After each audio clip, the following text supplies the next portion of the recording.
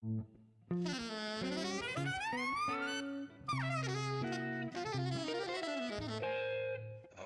Jazz.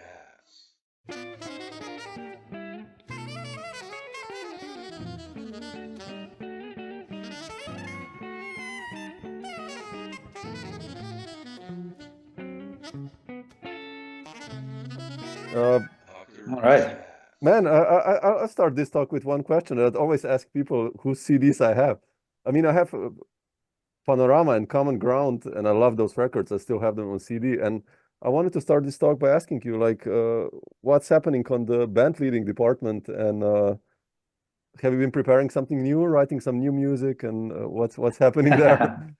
That's a really good question. You know, I put out another recording about, I think at this point, it's maybe 12 years ago. It's called Jahira. Yeah, That's right. A beautiful one. Yeah.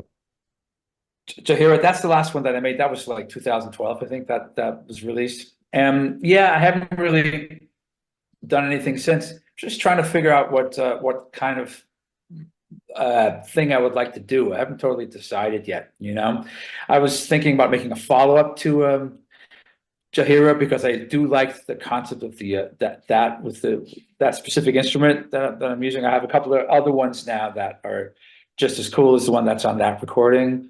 I might do something with that type of trio. But I also have a bunch of music that I've written over the years, those last couple of years, that I might try and record with some people.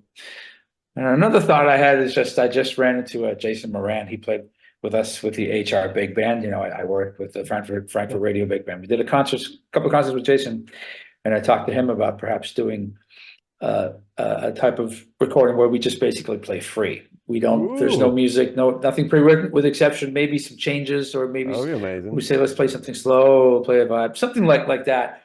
And he was into it, and was maybe put together a personnel that might be nice for that. I don't know. So that's another thought that I had, but that's kind of what's happening. You know? Okay. Those are things that are brewing in my head.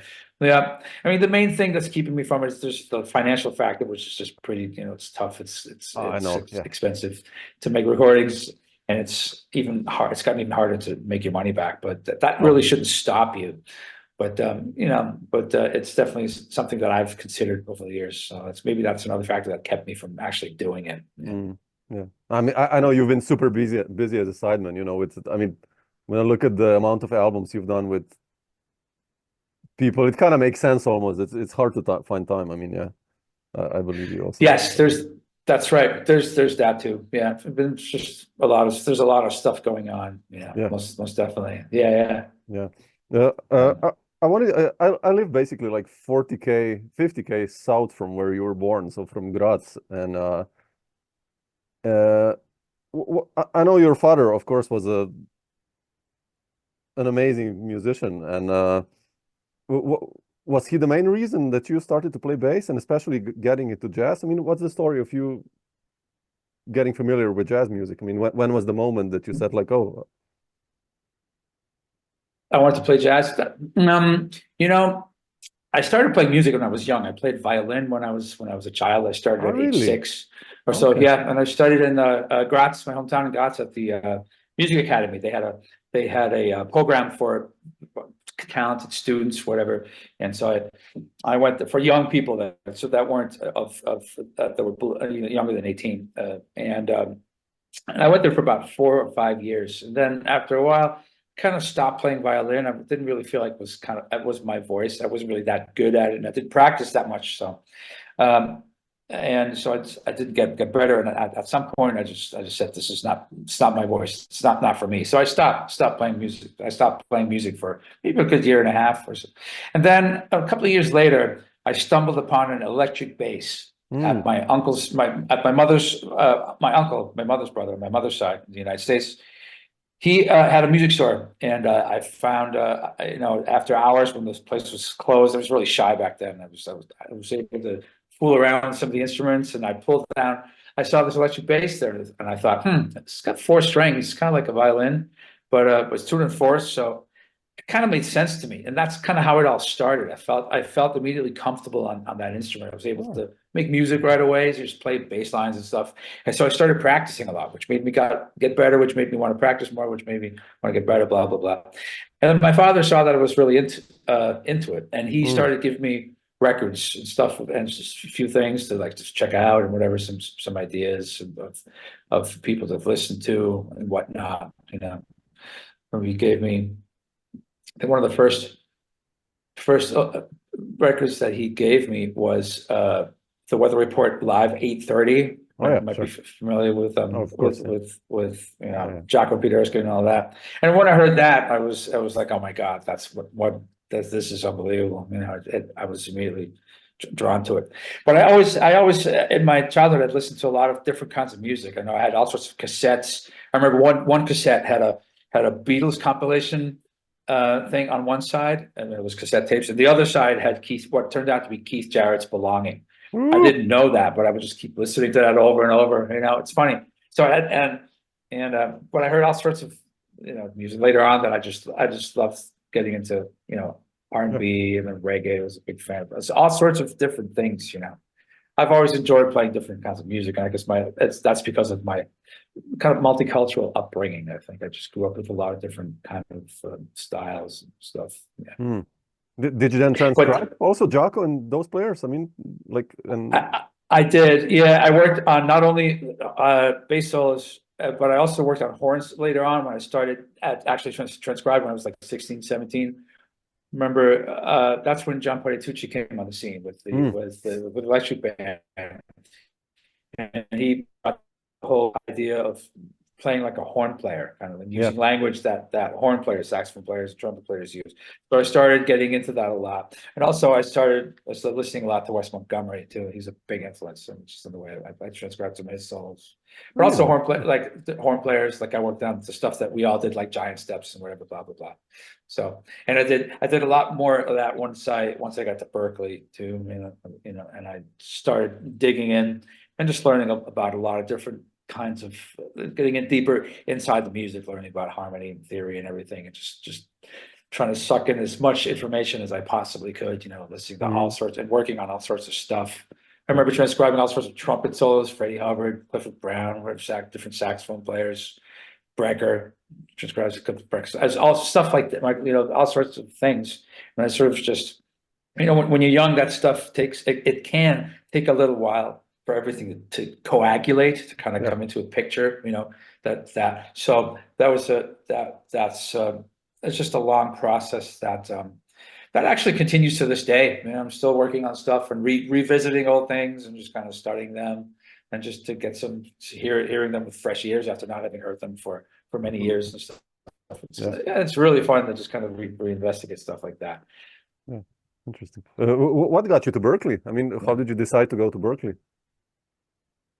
Well, I went there for a summer semester, a summer 5-week program when I was like 17 years old or so, and I like the way the whole curriculum and program, the whole setup of the school seemed very comprehensive. Like there's a lot of, I could tell that you could really learn a lot about a lot at that place. A lot about all kinds of styles of music, different ways of playing. It's not just jazz, but a lot of other stuff, and it's very systematic the way you learn about harmony and theory. And I thought that was really cool. So that I went after finishing high school. I didn't really even consider going any place else because I felt comfortable there. I felt like I could really learn about a lot of different things. That was sort of my goal, because I wasn't really sure what kind of musician I was going to be. Like, was I going to be a jazz musician, or was I going to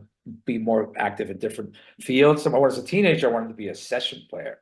I wanted to be an LA session guy. That's so funny, And then that sort of changed once I made my first visit to New York City, and I was like, this is after finishing Berkeley.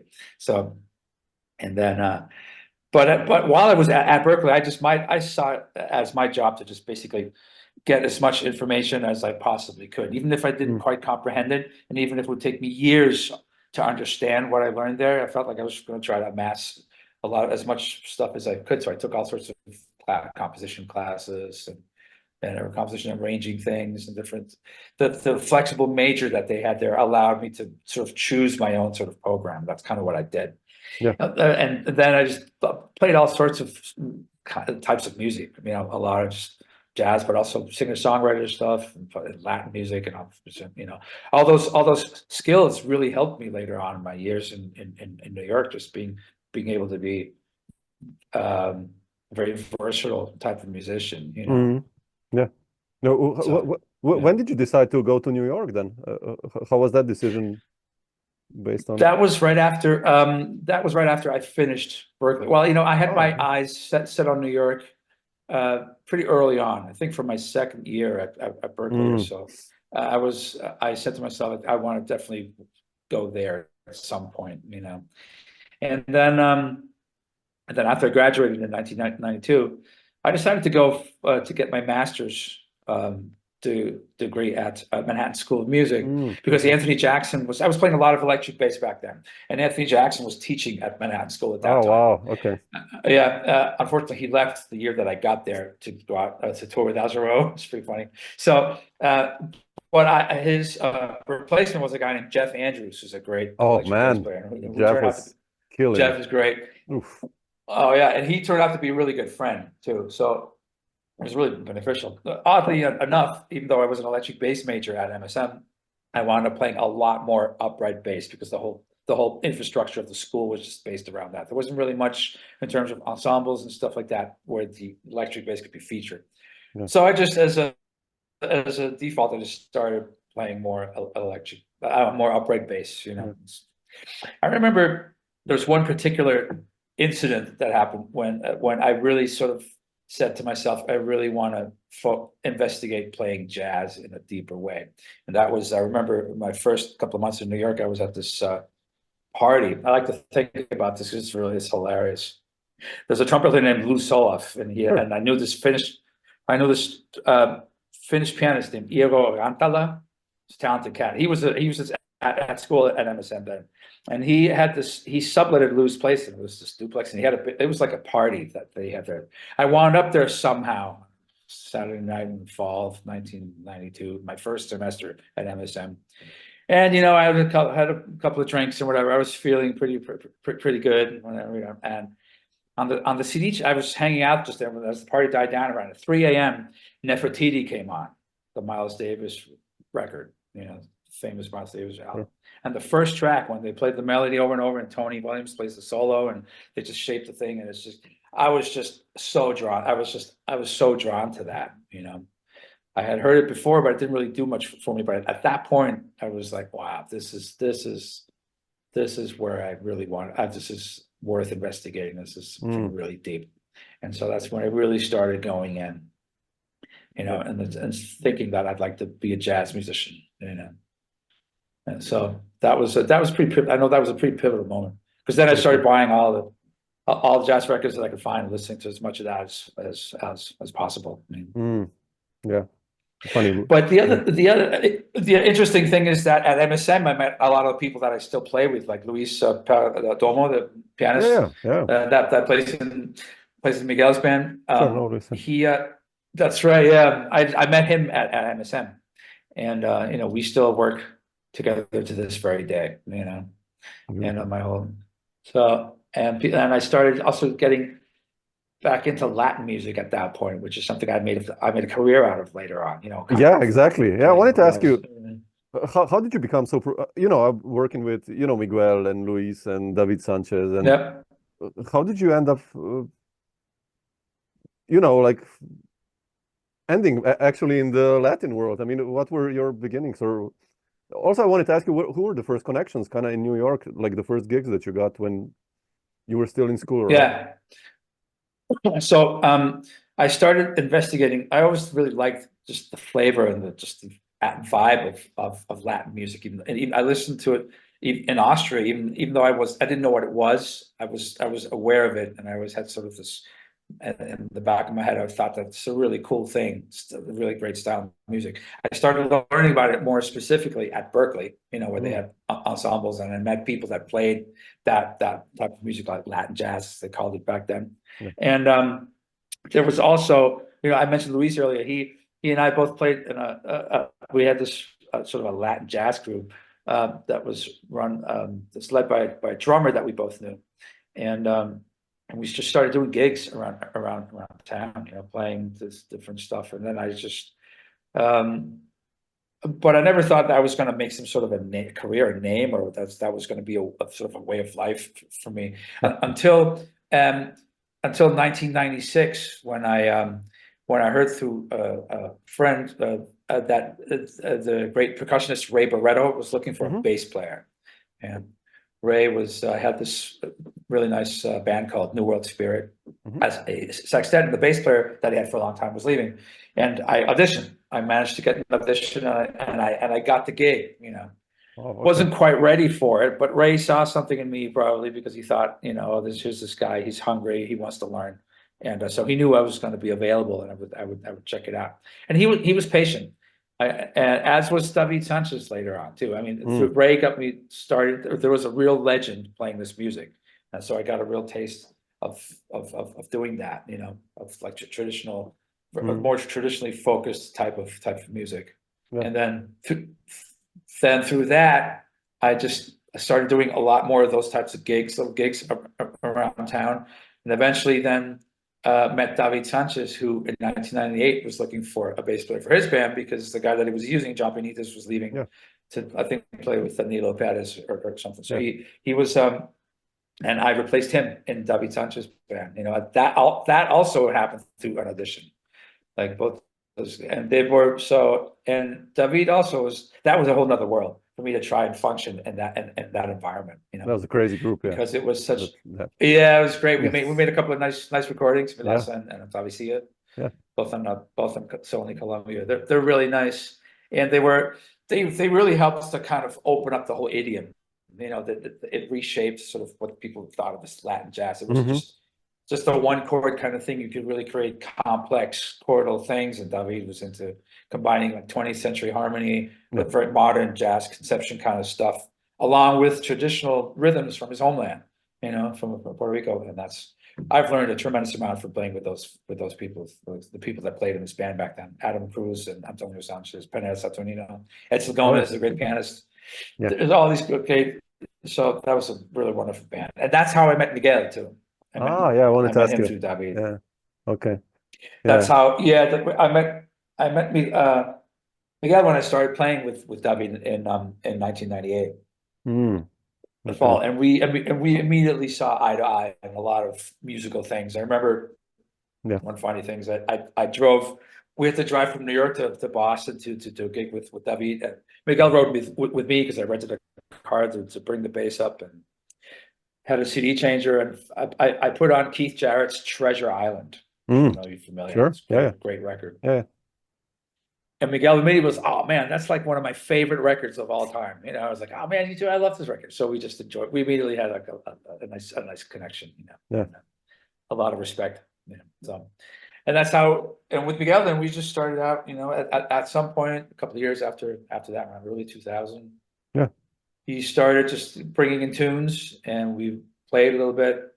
I used to have the studio apartment up in Harlem, where I used to live. And I had a drum set and a piano and stuff. We just I do a lot of sessions. That's fantastic. That's how I learned that's a great thing to do, just to have this little environment, and I could just call all sorts of people and just put together various little groups and sessions and just play. Because this music, jazz is a process driven kind of art form. You just have to do it and keep doing it. You learn a lot by just doing it. That's mainly how you learn how to do it. All the stuff in school and all this information is kind of like learning a language. The only way you're going to really learn how to speak it is to actually speak it. You can learn. You can just go and speak the language. And so I did a lot of that, and one of those sessions, Miguel brought some music in, and then Luis came in. We tried different drummers. Eventually, then Antonio Sanchez came on board, and that was Miguel's first band. Yeah, yeah, I love that. Those first Yeah, records. I mean, already looking forward. That's a beautiful one. I mean, oh yeah, that's yeah, the one on Fresh Sounds. That one's yeah, really good. Yeah, I yeah, like that one. Yeah. and And that was the beginning. It's now we're like 25. It's been almost 25, 24, 20. With Henry Cole, the current drummer, it's been yeah, I almost know. 20 years It's a that we're killing playing. band. Yeah. I mean, the Pretty last one I heard amazing, is right? Música de la Américas, but have you been preparing something new also Yeah. with Miguel or like? Yeah, there's a new recording that he wants to record in September Oh, fantastic. of this year. It's going to be a live recording at the Village Vanguard. Ooh, So okay, yeah, he's going to write a whole bunch of new music, and we're going to record it. I think he wants to do two days and just play everything a bunch of times. fantastic. That'll be fun. It'll be challenging too, because his music has a lot of stuff in it, you know. Oh yes. But we feel that that's a lot of things you have to get under your fingers in many ways. But I'm looking forward to that, because that'll be fun. We've talked about doing a live record from time to time, because it's such a nice band.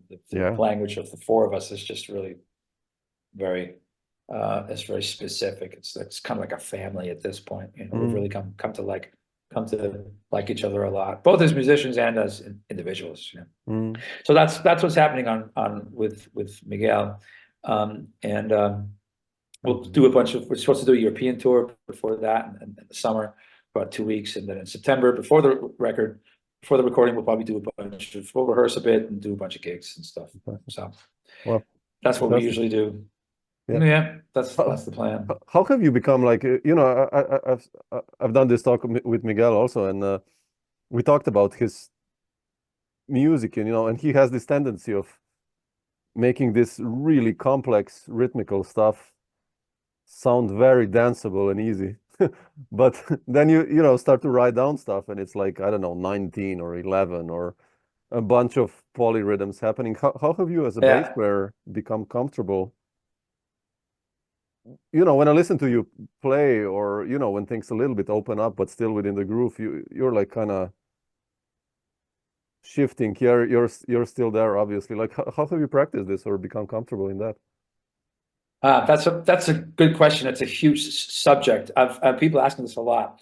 I think that when I started playing with David Sanchez, he wanted to have in his compositions, he wanted to have the music played in a way that it sounded like it came from this rhythm or this style, that if so, it's related to it, but it also should have a kind of openness to it, where you feel if there's variations within the various patterns and things and whatnot that make up this style. Like David back then was looking at bomba and plena specifically, the two Puerto Rican rhythmic forms that are found in folkloric music, folkloric Puerto Rican music. So we started writing compositions that employed those rhythms. But at the same time, he said to me that he didn't want it always to be the same thing. It should sound like it is a bomba, but it shouldn't just necessarily be the same thing. So you have to find. So he made it. He gave us the. He gave us the idea of trying to abstract these rhythmic concepts without losing the basic flavor of them, and that's something that was really useful for me to learn. Like, what exactly did it take to open these things up, and how do you, what can you do to make it sound more open, but still maintain the basic flavor of it, the basic roots, so you don't lose that. Part of that is the rhythmic conception, so that means you have to be very familiar with folkloric music, which I just checked out a lot when I started playing with David. He gave me a bunch of recordings of stuff. There's a guy named Ismael Riviera, who's a really famous Puerto Rican singer, and I listened to a lot of his, and also just different kinds of just percussion groups to see what this stuff's supposed to feel like plena groups and stuff, and with this, and it was really interesting to try to do that, because it's an interesting problem. How far can you take it before it doesn't sound like that rhythm anymore? Yeah. What can you stretch it? And that's a concept I've taken through the years, that I employ that for Miguel's music too. So to answer your question specifically, I think it's just, you have to understand the basic root, the basic elements of what makes a type of rhythm, and for that matter, a style. What makes that tick? What makes that work? And then you can set about taking stuff out and tinkering with it and playing with it in sort of a inventive fashion, hopefully, so that it turns into something else, which is still derived from the original source material. That's all the flavor, the feeling of the source material should always be present. And we're all aware of that when we play Miguel's music, you know.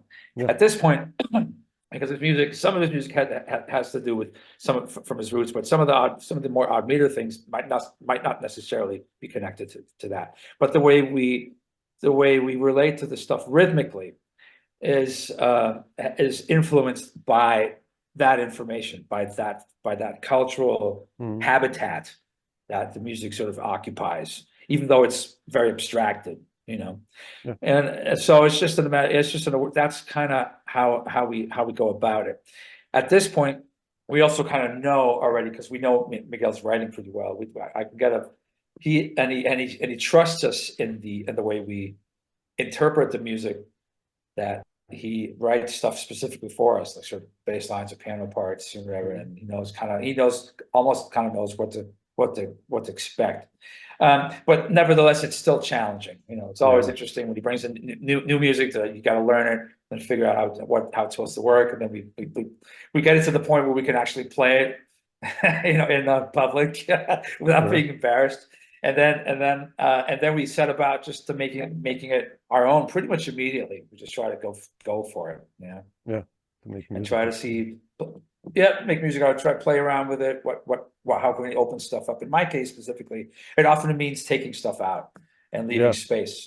That's kind of a big one. What notes need to be there in order for the basic groove not to collapse or not to go away, and what can I add to make it more interesting? You know, that's kind of, those are always the things that are sort of going on, not even consciously at this point, because I just kind of hear sort of the sensibility of exploration comes into play here, you know. So that's kind of how it works, you know. I suppose. I know it's kind of like, okay, that's my process anyway. I know the others might have no. I love that. That's like, you know, when you read like interviews, and it's like, yeah, I play what I feel, you know. It's like, yeah, sure, but before that, you studied all the scales and arpeggios and everything. It's like, you know, there's a lot more to it than just of course. I mean, because I know what you mean. Yeah, makes absolutely sense. Oh yeah. But I've learned a tremendous amount, and I like to think of it. You know, a lot of people use when you talk about learning how to play music or jazz or any style for that matter, a lot of people use the analogy of learning a language. You know? And I like to think that I've had the unbelievable opportunity to play with native speakers, like just go to a country and speak the language with native speakers. That's what they do, and that's what and they're great at it. And I can learn from it. Everybody, starting from Barreto, David Sanchez, Miguel, all the people later on, Daphne Prieto, my Cuban friends, Daphne Prieto and Giovanni Terry. You know, there's all these people that are like, man, and they were, you know, I learned so much from playing with them. Each sort of area had different things to offer, you know, and it's just a great opportunity. And they were also really patient. At this point, I have to say that both Barreto and David Sanchez, they were cool with me learning. And that's an opportunity that not too many people have now. You can't just learn on the job anymore. You already have to have everything has to be prepared and ready and set to go. You know, if this presentation has to be ready now, we'll put it. You know, you don't have a chance. There's not that much of a kind of a school kind of element, and I mean post school where you go and play. Like, you know, a great example would be the bands of like Art Blakey or Benny Carter or something. You know, where the young players would go in. And they would go in, they would have to learn, you know. Those are that's when all the magic kind of happens, you know. Mm. And that those opportunities are getting scarce because there's just it's different now.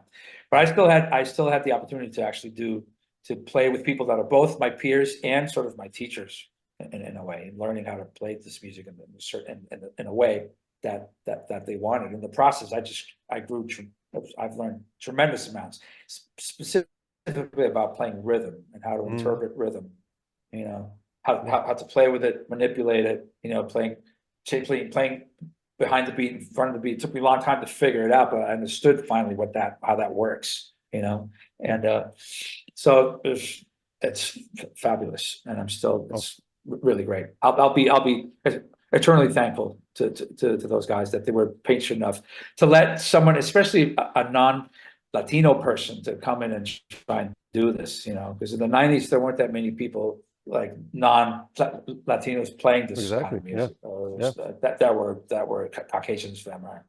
And so I was great. It was great of David to give me a chance, you know, and I'm glad it worked, and Miguel too. Beautiful. Yeah. So if we turn the tables, how did Common Ground happen? I mentioned it before, because that's such a beautiful record, man. And how did you write? You as a composer, how do you write? Because I love those tunes, you know, that Windy City and Cascades, and like, it's really complex music as well from your side. I mean, you know, like, what's the story behind this record? You know, that was a compilation of, I had collected, and it was written a bunch of music over the years. I mean, I think the Waltz Still Dawn is one of the first tunes that I wrote when I came to New York. I think one of the first things that came out. And then all the other stuff was just stuff that I collected over the years that I've written, that I just picked sort of the best ones. I thought that were the strongest of the tunes that I had, and all some of my friends, you know, and just recorded them. It's all done in one day. You know, we rehearsed maybe, we rehearsed a couple of times, whatever. It was all done 7-hour session. I think we just recorded everything in one day. Couple of takes each tune, and that's it. I know a lot of people talk about that recording too, and it's really nice. That was just a lot of that music. That was when I was still writing a lot of stuff on the piano. It's all very sort of harmonically sort of driven, you know. Yeah, a lot of that stuff came from just sitting down in the piano and just goofing around. Now I played the type of piano that a lot of people play, which is compositional piano. Like I can construct chords and stuff, but I'm not like a fluid pianist in the sense I could barely get through an entire tune, you know. But I can connect chords and figure stuff out, and a lot of that came from just playing around on the piano without any kind of aim. I just sat down and went, oh, that sounds kind of nice. Oh, that's kind of a cool chord. Oh, this is a cool little melody, or this and that, you know. So that's how those songs just kind of came about pretty naturally, and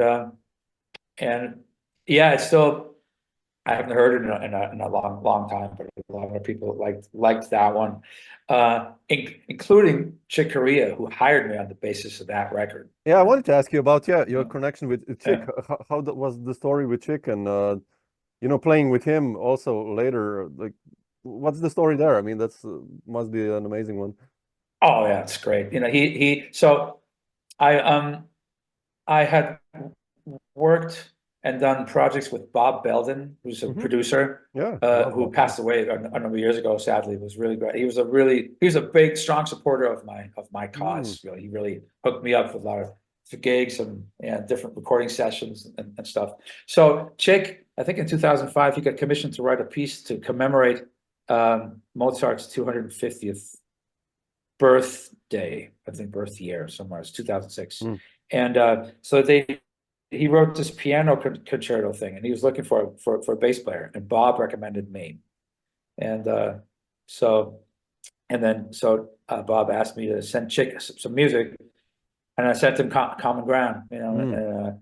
And Chick called me about a week after he got it and said, man, you know, for one of the first thing he said to me, man, I love you recording Common Ground, man. It's beautiful, melodies great, you know, blah blah blah. And we decided to meet. He was in New York. We met for a dinner. He talked a little bit about what he wanted to do, and then I flew down to Florida to his house in a Clearwater, and we played a little bit and rehearsed a little bit. He was like, "Oh yeah, sounds great, Philip." You know, it was early 2006. Wow. And then I did this long tour with him where we played this piano concerto thing called the Continents. Yeah. That's which we recorded later on too, and that was great. It was that was another really eye-opening experience to learn from a master like that. That's one of the few A-list guys, you know, along with Herbie and Wayne Jake. Like that's the top of the game, you know, Exactly. of the people that were still alive back then, and it was unbelievable to learn from a person like that. What I was great to see was his decision process and his process, how he put the whole project, this whole concerto thing, how he put it together from the demo stage, which I saw, which is part of when we just reading through the stuff up until the rehearsals with the orchestra, where we decided, you know, okay, we're going to do this and use maybe come up with some vamps and he was open for suggestions too. Like on one of the tunes, I said to him, "Man, this is a really nice chord sequence. We should make a loop out of this and use it for solos or whatever." He's like, "Yeah, that's a great idea." I forget which track it was, but so he was open for input too, you know. But to watch him see how he pieced everything together was really cool. You know, that was so educational. See how a master like that puts stuff together. And another thing that was really interesting is how he played some of my music, and you'll probably get to this when I did Panorama. Yeah. Because that same year I recorded this record, Panorama. Yeah. I felt like, well, this would be a good time to do it as a Czech, whenever. And he graciously decided, agreed to play on two tracks. Right? That was very rare, yeah, And, because he didn't do many sideman appearances anymore, you know. So that's quite a special one, actually. Yeah. Oh yeah, totally. Yeah, we had a really nice connection over the summer, you know, and playing and together with Marcus Gilmore, who was the drummer on the orchestra project, you know. So I felt like, oh, this would be nice the trio thing. That's sort of a really cool thing. So I said, well, this would be nice to record. Let me just ask him, and he was down for it, you know. Yeah. So I remember we met up at the studio, and he hadn't seen the music before. I just gave him the music at the studio. Wow. You know, the two songs, and especially the tune Oceanography. It's got kind of a line in it, you know, so a theme on how deep is the ocean, sort of the post bebop kind of like Lee Cohen's theme kind of thing. And he figured out fingering, played great, you know. But it was great to hear how he on the first read through with Panorama, I really noticed this. The other two that I brought for him, that he just kind of play through the chords just like any kind of regular person would, right? Just to understand what I wanted. And then he started to sort of chickify it. Like he put in different voicings, stuff, and I was like, oh, okay, that's wow. And that was another real eye opener. Like this is how you make something of. I witnessed him making something of his own there, like putting his own thing onto my song, you know.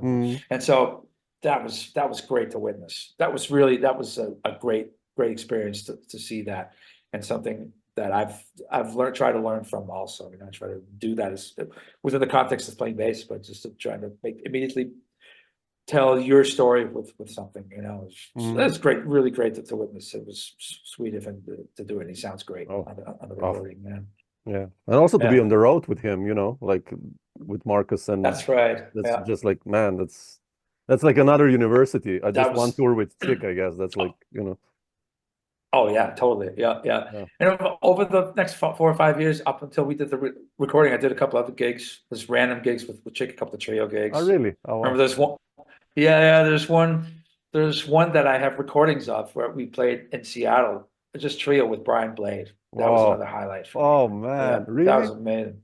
Brian is one and of I have my recordings favorites. of that. Oh yeah, he's terrific. You know, I have board recordings that the engineer sent me of that gig. I think he recorded like 2 days, and it's really nice. You know, it's beautiful.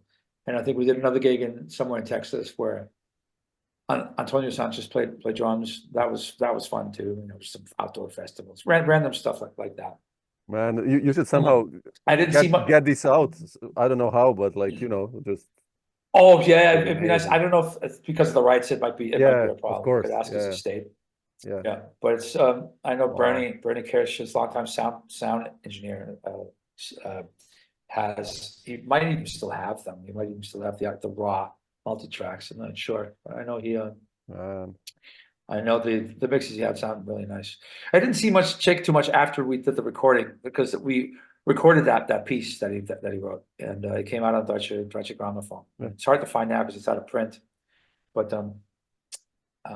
that after that he just went in a different direction and started with the Spanish hard band. Interesting. Yeah, I went back into that. And But it was, go ahead, please. sorry, I just wanted to ask you still about Panorama. Like, sure. you know, it's again another classic for me. If I just see the personnel and the players, I mean, already the drummers. Yeah, they're all that's like super. Yeah, I mean, the drummers are like, okay, shit, that's like the They're all drummers of super your famous now. generations. Yeah, like It's pretty funny, right? Yeah, like how did you get that record together? I mean, why these players? I mean, obviously, I know Luis connection, Antonio and Marcus, but Yeah. Well, I used to work a lot with Jonathan Blake in different situations. I always loved the way he played. You know, and I felt like he would be a great drummer for some of this other batch of tunes that I had. You know, and so I just called him up. You know, I said, okay, him and Luis, of course. Miguel plays in half of it. I've worked a lot with the other guys, with Dave Binney and Ben Monder. I've worked with a lot also, you know, and I felt like they were really with Ben you played like in his bands also, or? Yeah, I have. I played some of his music Okay. a while back. Yeah, and we used to do a lot of duo gigs. That there's still recordings in the smallest archive, I think, of us just playing duo. Wow. We would just play tunes. Yeah, and he's just great, you know, super cool. Yeah. And so I knew both those guys. And with Dave Binney, I had known him for a while too, because I used to do his gig at the 55 bar every now and then. We used to do tours together. I loved what he was doing. Yeah, definitely. I felt like he would be a great choice for this kind of thing. And that's kind of how it just came about. A lot of the music, you know, same thing as with Common Ground. It's just a bunch of stuff that I already had, but then I wrote some others, newer stuff that once I decided I was going to do this recording, something that, you know, I took advantage of using the help of laptops to write stuff, computers, you know, because you can, with now and everything, you could create some interesting things and stuff. So a song like Gypsy Tales came out like that, you know, because I was able to that helped a lot, using the computer to write to hear put the thing in there as a demo and then write the melody for it and blah blah blah. Yeah. So, but some of the other music that I just also wrote on the piano, and I'm still dealing with a lot of like the opening line of Line Drive, I think it is, the pedal with the different chords. That all came from the piano.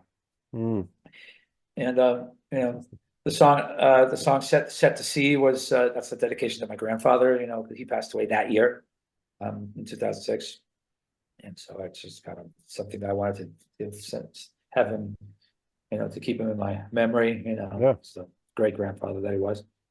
And the other tunes also just kind of I had some lying around. Some of them I just came up with. I think Oceanography I wrote specifically for the trio thing, because I knew Chick. I think at that point Chick had already signed on. I was like, I wanted to have something where we could both play the melody. And he liked playing How Deep Is the Ocean. We did that when we played. And those changes that I use in the song are his, in the first half of the song, are his chord changes that he uses, the different turnaround at the end of the first half. And so I felt that was written kind of with us playing that in mind, you know. And but Panorama, that song is the title track of the record, is something I had laying around for a long time. I remember I just wrote that year a while ago. So, and that's how it all kind of, I think it took 3 days total to record it.